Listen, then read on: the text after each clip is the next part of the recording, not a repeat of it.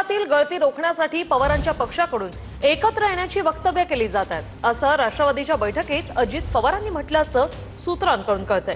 दोन्ही पक्ष एकत्र येण्याच्या चर्चा सुरू असतानाच दादांनी हे वक्तव्य केल्यानं आता चर्चांना उधाण आलंय। दत्तात्रय भरणेंच्या निवासस्थानी अजित पवारांच्या राष्ट्रवादीची साप्ताहिक बैठक पार पडली।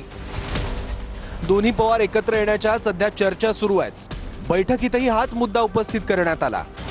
गळती रोखण्यासाठी पवारांच्या पक्षाकडून एकत्र येण्याची वक्तव्य होत आहेत असं विधान राष्ट्रवादीच्या साप्ताहिक बैठकीत अजितदारांनी केल्याची सूत्रांची माहिती आहे। दोन्ही राष्ट्रवादी एकत्र करण्याबाबत अद्याप प्रस्ताव नाही। पवारांच्या पक्षातून अनेक पदाधिकारी निघून जात आहेत। पक्षातील गळती रोखण्यासाठी एकत्र येण्याबाबत वक्तव्य असावं असं विधान अजितदारांनी बैठकीत केल्याचं सूत्रांकडून समजतंय। काही दिवसांपूर्वी शरद पवारांनी इंग्रजी वृत्तपत्राला मुलाखत दिली होती। पक्षातला एक गट दादांसोबत जाण्यासाठी आग्रही आहे। संसदेत विरोधी बाकावर बसायचं की नाही हा निर्णय सुळेंनी घ्यावा।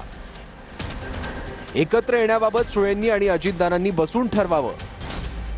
भविष्यात सर्व एकत्र आले तर मला आश्चर्य वाटणार नाही असं वक्तव्य शरद पवारांनी केलं होतं।